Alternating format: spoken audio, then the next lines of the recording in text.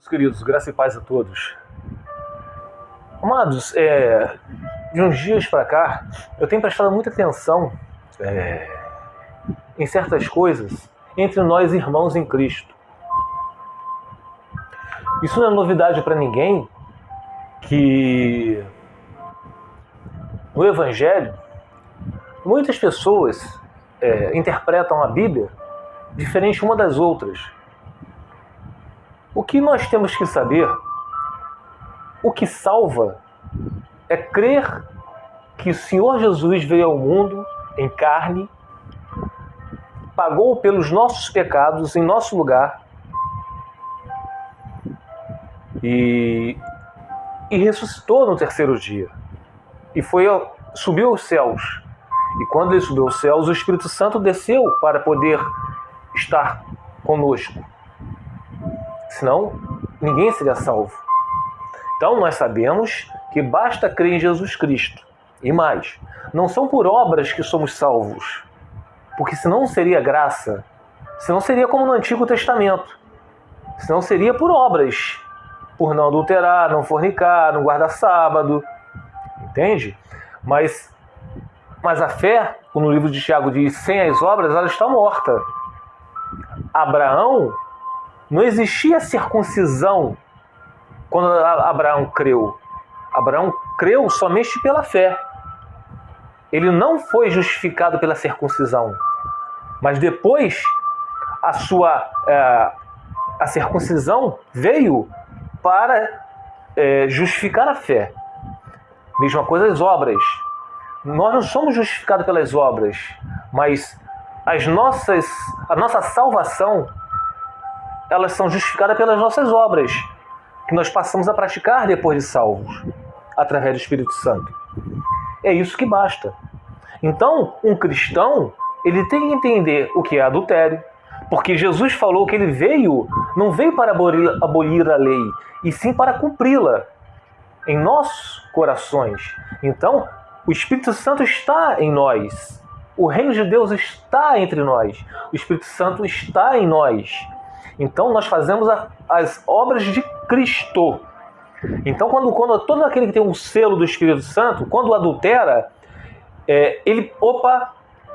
isso incomoda ele, porque o Espírito Santo está dentro dele. Eu adulterei. Ou então, eu vou entrar no site pornográfico e o Espírito Santo toca nele. Então, aqueles que são filhos de Deus, eles não permanecem no pecado. Eles não deviam, né? Mas estamos na carne. Podemos pecar? Sim. Porque o livro de João fala que todos nós somos pecadores. Aquele que diz que não peca é mentiroso. E a verdade não está nele. Então, nós temos que entender isso. Tá? E o cristão, ele tem que saber o que é adultério. É aí que mora o perigo, porque muitos em nosso meio não encaram o adultério se você se casar com uma outra pessoa, se o seu primeiro cônjuge te largou. Se o seu primeiro cônjuge hoje, ele está vivendo com a outra pessoa. Deus levou em conta o tempo da ignorância, então vocês podem se casar com outra pessoa, que isso não é adultério. Então, meus amados, o problema é a exegese bíblica, é o que vocês entendem. E isso vai levar muitos ao inferno, justamente por não interpretar como a palavra realmente diz. O outro lado também diz o mesmo, Hélito. Sim, vão refutar aquilo que vocês creem. Mas existe somente um entendimento. Deus sempre comparou Deus, com o seu povo israelita, com o casamento. Quando Deus disse, lá no livro de Malaquias, que ele odeia o divórcio é repúdio, separação. Deus, ele permanece justo mesmo com a nossa desobediência, porque ele nunca substituiu o teu povo por uma outra nação. Mas nós, quando nos casamos, nós quebramos a aliança, nós adulteramos contra o Senhor. Quando a gente quebra a nossa aliança aqui, nós estamos adulterando com o Senhor. O casamento é algo dado pelo Senhor. No livro de Gênesis, ali já começa o casamento. Adão e Eva, darei-lhe uma auxiliadora. Vocês estão entendendo, meus amados? E vamos aqui ao livro de Mateus. Isso me fez muito refletir. Mateus capítulo 12, versículo 47 ao 50. Diz o seguinte: alguém disse a Jesus: sua mãe e seus irmãos estão lá fora e querem falar com o Senhor. Mãe, irmãos, parentes. Jesus respondeu: quem é minha mãe? Quem são meus irmãos?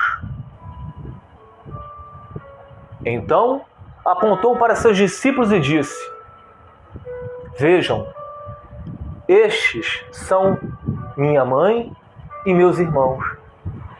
Quem faz a vontade do meu Pai no céu é meu irmão, minha irmã e minha mãe. Então, meus amados, estão pregando o evangelho hoje por amizade, porque gostam do pastor, então creem no que o pastor está falando, refutam muitas doutrinas da Bíblia e como se a Bíblia algumas coisas servissem, outras não, são muito duras. É isso que Jesus estava falando aqui.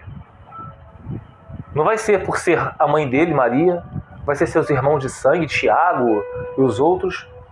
Não vai ser pelas nossas amizades, nossos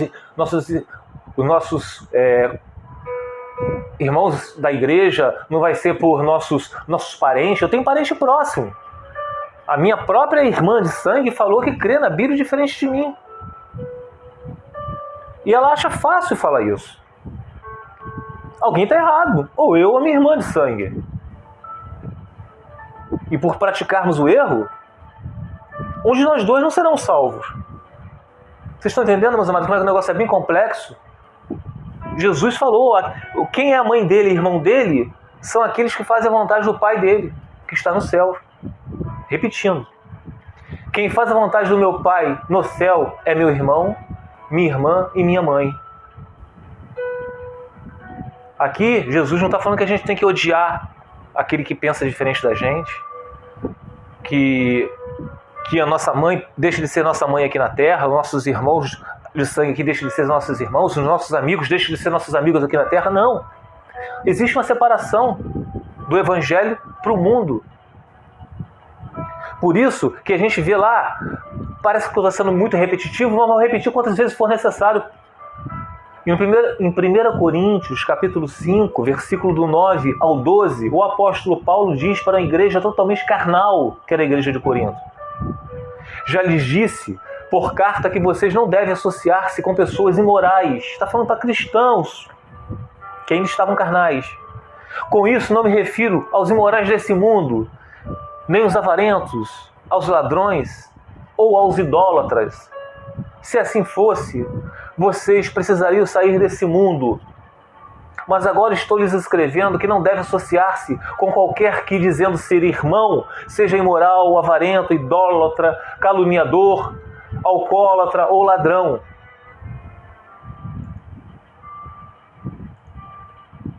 Entende? Ou ladrão. Com tais pessoas, vocês nem devem comer. Ou não se deve misturar com aqueles que se dizem ser cristãos, irmãos em Cristo.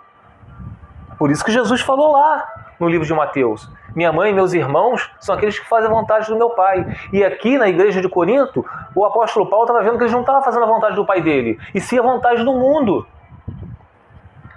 E no versículo 12: pois como haveria eu de julgar os de fora da igreja? De julgar os pagãos não é com a gente, nós pagãos a gente tem que evangelizar. E evangelizar não é ser chato, não. Pregar o evangelho. Se a gente for mal recebido, sacudir a poeira das sandálias e dar as costas e ir embora. Mas devem vocês julgar os que estão dentro, aqueles que se dizem ser cristãos. Deus julgará os de fora. Vocês pregaram o evangelho e foram mal recebidos, vira as costas e vão embora, porque Deus vai julgar eles. Expulse esse perverso do meio de vocês. Expulse esse que se diz ser cristão, mas está fazendo as obras do pagão. Está na imoralidade sexual. Vocês estão sabendo que ele está entrando nos sites pornográficos. Vocês estão vendo que eles estão dando mau exemplo. Eles estão divorciados, casados com outro. E continuando aqui, no livro de Efésios, capítulo 4, do versículo 17 ao versículo 32, fala sobre o procedimento dos filhos da luz. Assim, eu lhes digo, e no Senhor insisto, que não vivam mais como os gentios. Não vivam mais como fora do Evangelho. Que vivem na inutilidade dos seus pensamentos. Eles estão obscurecidos no entendimento e separados da vida de Deus por causa da ignorância em que estão. Devido ao endurecimento do seu coração, tendo perdido toda a sensibilidade, eles se entregaram à depravação, cometendo com avidez toda espécie de impureza. Impureza se refere àquilo que não é para a igreja, não é para aqueles que dizem que nasceram de novo. Todavia, não foi isso que vocês aprenderam de Cristo. De fato, vocês ouviram falar dele. E nele foram ensinados de acordo com a verdade que está em Jesus. Quanto à antiga maneira de viver, quando vocês praticavam o pecado, a antiga maneira de viver, vocês foram ensinados a despir-se do velho homem, que se corrompe por desejos enganosos. Se vocês dizem ser cristãos, vocês não estão mais no antigo homem. A serem renovados no modo de pensar e a revestir-se do novo homem, criado para ser semelhante a Deus em justiça e em santidade provenientes da verdade. Portanto, cada um de vocês deve abandonar a maneira de falar a verdade ao seu próximo, pois todos somos membros de um mesmo corpo. Quando vocês ficarem irados, não pequem. Apaziguem a sua ira antes que o sol se ponha.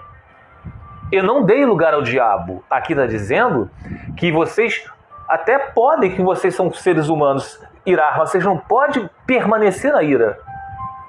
O que furtava, não furte mais. Antes trabalhe, fazendo algo de útil com as mãos, para que tenha o que repartir com quem estiver em necessidade.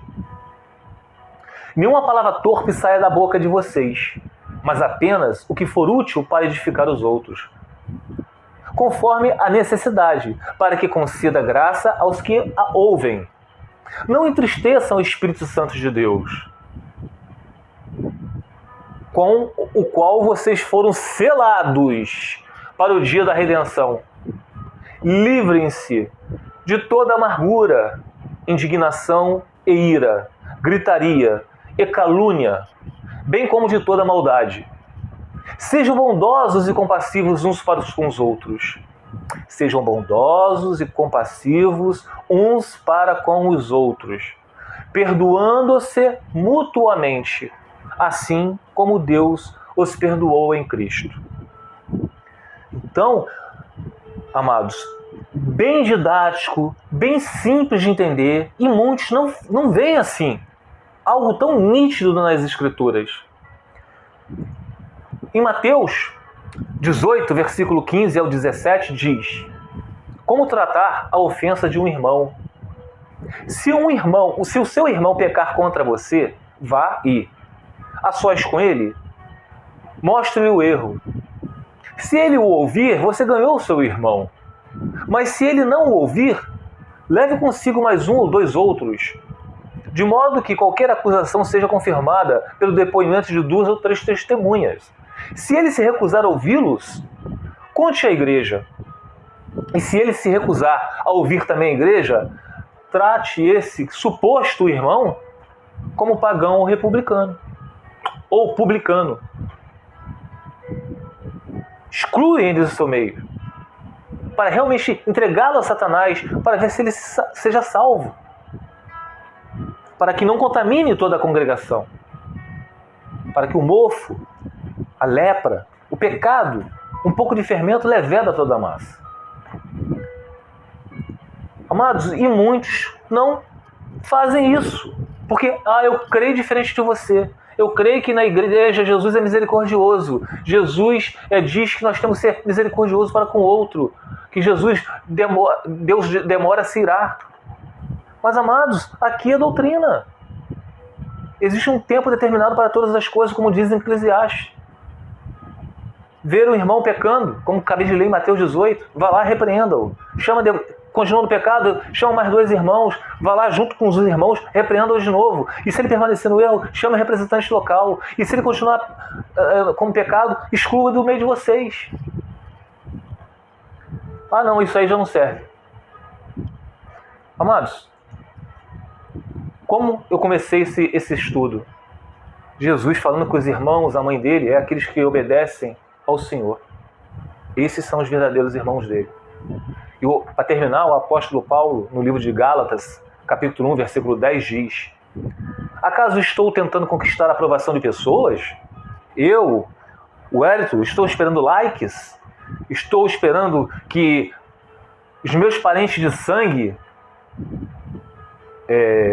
me recebam no meio deles por causa da sua exegese bíblica?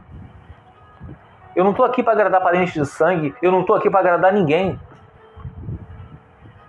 Ou será que procuro a aprovação de Deus? Se meu objetivo fosse agradar as pessoas, eu não seria servo de Cristo. Fique os irmãos na paz de Senhor Jesus.